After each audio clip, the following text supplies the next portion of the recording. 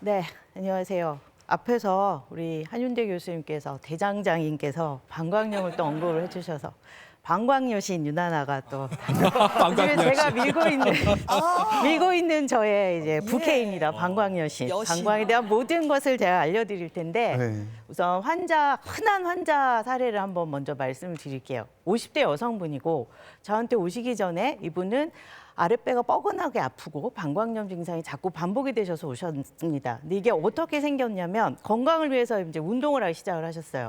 제일 쉽게 할 수 있는 게 뒷산 오르는 거죠. 운동, 공원 산책하고. 이제 산을 주중이고 주말이고 시간 날 때마다 왔다 갔다 하셨는데 짐이 많으면 힘드니까 그냥 가벼운 차림으로 가셨어요.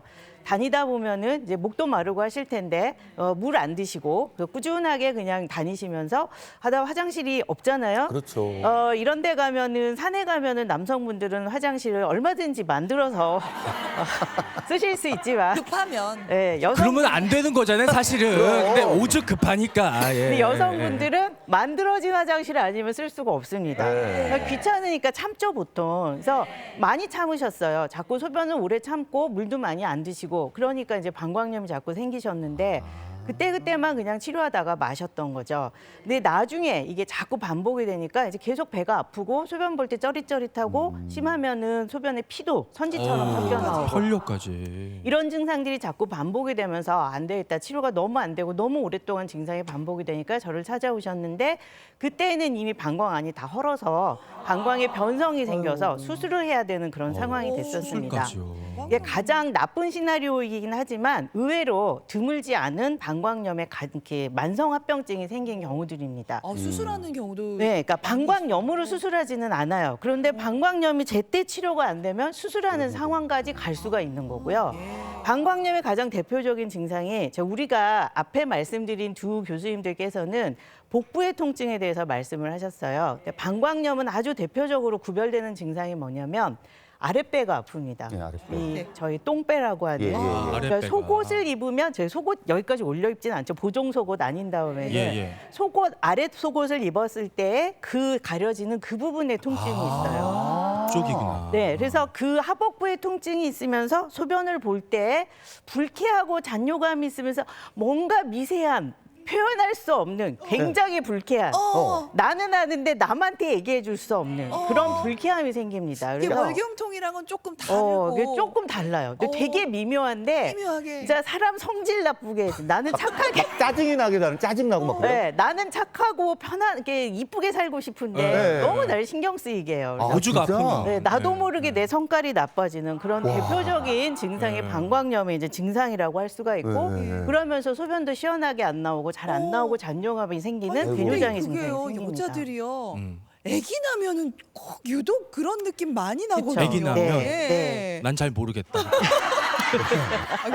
몰라요. 영원히 모르는데 네, 낫지 여자들은 않으면 알 수 알아요. 없어요. 예. 근데 여자 아니면 알 수 없고 진짜요? 남성이 만약에 방광염 증상이 자꾸 생긴다, 그럼 바로 병원 가셔야 돼요. 진짜요? 남자는 남자는? 방광염은 여성이 거의 대부분이고요. 네. 90% 이상의 여성이 생기고 남성분은 잘 안 생깁니다. 그리고 성인 여성의 30%가 살면서 한 번 이상은 방광염에 걸려요. 네. 근데 그 방광염이라는 게 어떤 거냐면 방광점막에 세균이 침입해서 균이 자라는 그래서 감염 증상이 생기고 염증 반응이 발생하는 것을 우리가 방광염이라고 합니다.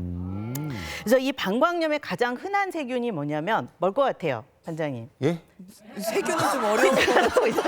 그걸 알면 이분이 가서 강의를 하겠죠.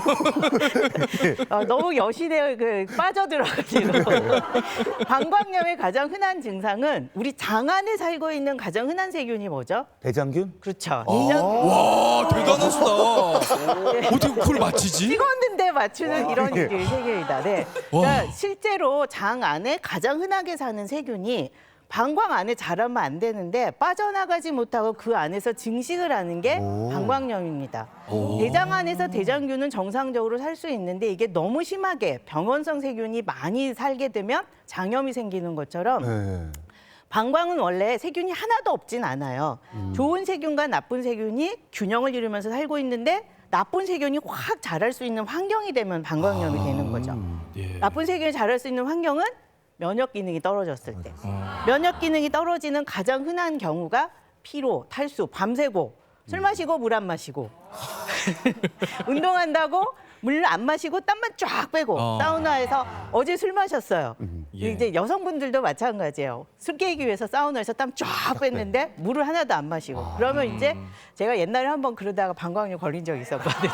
경험도 하셨군요, 교수님. 아, 네. 우리 방광 여신도 방광 그래서 방광 여신입니다. 경험을 토대로 그럼요. 치료를 합니다. 네. 여성이 남성보다 왜 잘생기냐면 여성은 남성에 비해서 요도가 짧습니다. 여성의 요도는 4cm, 남성의 요도는 18cm입니다. 네, 18cm는 요도의 길이에요. 네. 다른 걸 생각하시면 안 됩니다. 네.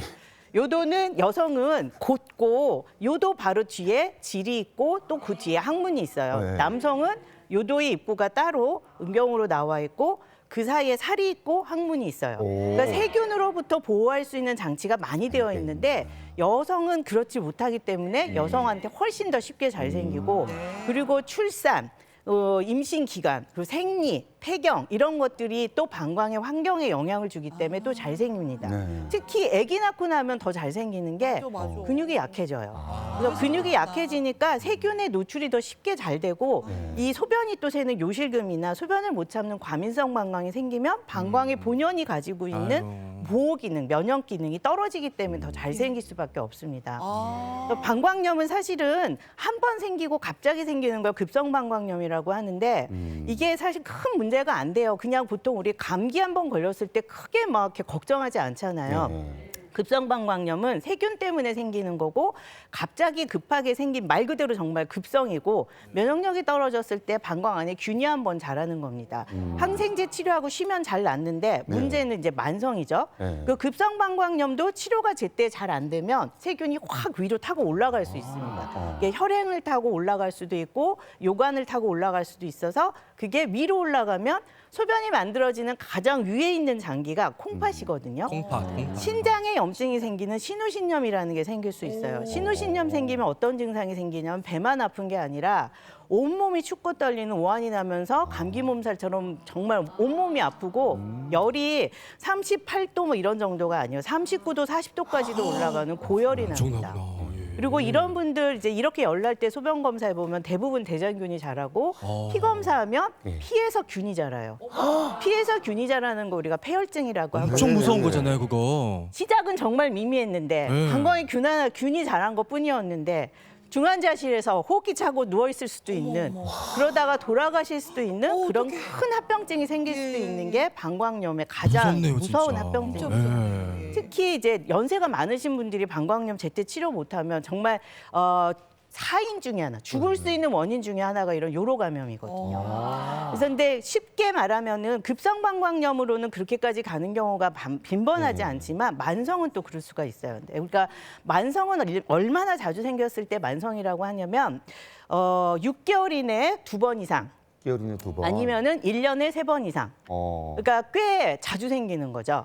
방광염이 예를 들어서 내가 한 3년 전에 한번 생겼어요. 그리고 최근에 또 한번 생겼어요. 그거는 그 만성이라고 보기는 조금 힘들어요. 그런데 최근에 방광염 치료를 했는데 한 달 전에 약 먹고 좀 나아졌는데 어제 밤새고 김장 요즘에 지금 환자들 굉장히 많아졌는데 김장하고 나서 죽겠어요. 김장하고 이거 하루 종일 배추 절이고 이거 하고 그리고 수육 싸 먹고 다 좋았는데 다음 날 이제 알아 눕는 거죠. 아, 맞아. 근데 너무 이런 무리하셔가지고. 일들이 빈번해지면은 만성이 되기 때문에 문제가 됩니다. 근데 이런 방광염의 가장 대표적인 증상들이 뭐냐면 이제 아프고 소변 자주 마렵고 피 나오고 그리고 시원하지 않은 느낌들이 생기는데 이것들이 반복이 됐을 때 또 어떤 문제가 생기냐면 여기 보시면은 소변을 못 참는 급한 절방뇨 그리고 소변에서 썩는 냄새가 나요. 아이고. 그래서 막 걸레밥물 같은 그런 색깔의 소변이 나오면서 확 올라오는 암모니아 냄새가 유난히 심할 때에는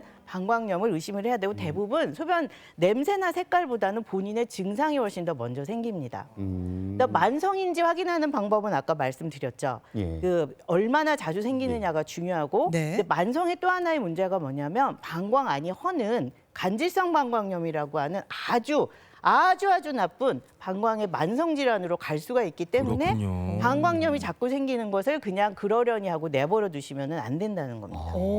간질성 방광염은 어떻게 다른 거예요? 간질성 방광염은 뭐 간질 발작하는 그런 간질이 아니고요. 사이간을 써서 조직 사이사이의 염증 반응이 아주 심한 것을 간질성 방광염이라고 예. 하는데 네. 간질성 방광염 우리가 제가 내시경을 보면 어떤 예. 소변이 보이냐면 방광 안이 빨갛게 헐어서 네. 다 그 시뻘겋게 점막이 다 헐어 있어요. 얼마나 아플까. 그래서 지금 보시면 이 화면을 보시면 왼쪽이 정상적인 방광이거든요. 예. 근데 정상적으로는 이렇게 깨끗하고 혈관이 적당하게 보이는 소변 그 방광 모양이어야 되는데 지금 예. 보시면 다 시뻘겋죠. 그러니까요. 이게 제가 잘못 찍어서 그런 게 아니라 이분의 방광이 지금 이 모양입니다. 아이고. 그러니까 우리 위궤양이나 위염 내시경 보면 시뻘건 부분들이 생기잖아요. 근데 그게 방광 안에 이렇게 있는 거고 소변이 차면은 여기 소변 이 피부 껍데기가 벗겨져서 빨갛게 헐어 있는데 여기 쓰라릴 소금을 것 다 같아. 보세요. 너무 엄청나게 쓰라릴 것 아프겠죠. 같아. 예. 그래서 소변을 볼 때도 아파서 자주 보시게 됩니다. 아. 그러니까 마려워서 보거나 못 참아서 보는 것보다는 통증이 너무 심하니까 화장실을 가야 되는 그런 문제들이 생기고 그래서 이 만성 방광염 중에 간질성 방광염이라고 하는 질환은 굉장히 심한 그런 이제 통증 때문에 병원을 찾게 되기 때문에 그리고 이거는 항생제로 치료가 안 돼요. 그러면 소변 검사에도 균이 없어요. 네. 이 균 자체가 문제가 아니라 그걸로 인한 나중에 생기는 만성적인 조직의 변화여서 이렇게 생기는 그 궤양 우리가 이것을 빨갛게 부어서 허는 부분을 궤양이라고 하는데 궤양을 지져버리는 절제를 해버리는 수술을 한다든지 이게 오랫동안 치료가 안 되면 우리 아토피 이 아기들 아토피 있을 때 나중에 막 치료 잘 안 되면 거북이 등껍질처럼 딱딱해지죠 피부가 네, 너무 딱지 안쓰러워요. 생기고 네. 그게 방광에도 똑같이 변화가 생깁니다. 그럼 방광이 딱딱해지고 쪼그라들어요. 그래서 만성 간질성 방광염의 가장 마지막 최악의 상태는 방광을 잘라버리고 장으로 인공 방광을 만들어줘야 되는 그런 수술을 해야 되는 경우들도 있습니다. 이런 걸 이렇게까지 가지 않으려면 예방을 잘해야 되겠죠. 예. 진짜 중요하죠. 네, 예. 그래서 시작은 미미한데 끝은 이렇게 험난한 이런 방광염이 급성 만성이 생기지 않도록 가지 않도록 예방을 하려면 생활 습관을 정리를 해야 됩니다. 그래서 생활 습관을 어떻게 하느냐? 우리가 이제 별거 아닌 습관인데 적당한 수분 섭취. 적당한 수분 섭취는 되게 도대체 얼마를 마셔야 적당할까요? 얼마를 마셔야 적당할 것 같아요? 하루에 네. 하루 1리터. 1리터? 예. 원장님 몇 적은 것 킬로세요? 같아. 예? 몇 킬로세요? 체중이? 저요? 네. 85. 대충? 너무 생방송에 방송이라고 너무 낮추시는 거 아니에요? 일단 이제 뭐 80으로 치고 네. 80이라고 치면 80kg가 1리터 마시면 너무 적게 마시는 거예요. 진짜요? 네. 이게 체중에 비례하는 거예요, 교수님? 체중에 비례합니다. 왜냐하면 아. 우리 몸의 70%가 수분이잖아요. 그것을 유지하면서 몸에서 대사하는 거 빼내고 필요한 것들을 줘야 되기 때문에 보통 쉽게 계산하면 체중 1kg당 20에서 30cc 정도라고 생각을 하시면 되고요. 그러니까 반장님이 운동 열심히 하고 많이 걷고 말도 많이 하시고 이런 방송 같은 이제 방송국 같은 건조한 환경에서 많이 일하실 땐 조금 더 마셔도 되는 거죠. 오. 그렇지만 우리 어머님들처럼 집안일만 하고 체중이 50kg, 40kg 이런 이제 야리야리 날씬하신 분들은 1리터에서 너무 좋아하시는데요. 1리터에서 1.2리터 정도. 그러니까 중요한 거는 충분한 수분을 충분하게 드시는데 네. 내 활동량이 많으면 더 늘려 먹고 적으면 줄여 먹되 적어도 1리터 이하로는 내려가지 않는 게 좋고요. 네. 대신에 나 오늘 너무 바빠서 물을 못 마셨어요. 저녁에 집에 가서 막 드시면 자는 동안 화장실을 계속 가십니다. 맞아요. 그러니까 하루에 깨어 있는 동안에 아침에 일어나서 물을 한 잔 드시는 거는 네. 소변을 쉽게 나오게 하는 것도 도움이 되고 노폐물 배출에도 도움이 되고 대변을 쉽게 보게 하는 데도 도움이 됩니다. 그리고 피부 건강에도 좋고요. 저녁에 자기 전에 물을 드시는 거는 쓸데없이 드시는 거예요. 아침에 얼굴이 붓는 이유가 다 있어요. 그러니까 저녁에는 가능하면 많이 안 드시는 게 네. 좋고요. 그리고 앞에서 뒤로 세척하는 습관 이게 우리가 비데 요즘에 많이 쓰잖아요. 네네. 비데는 요도를 씻는 곳이 아닙니다. 그 요도를 씻겠다고 하시면 균을 집어 넣는 거예요. 그리고 대변 보시고 뒤처리하실 때 앞에서 뒤로.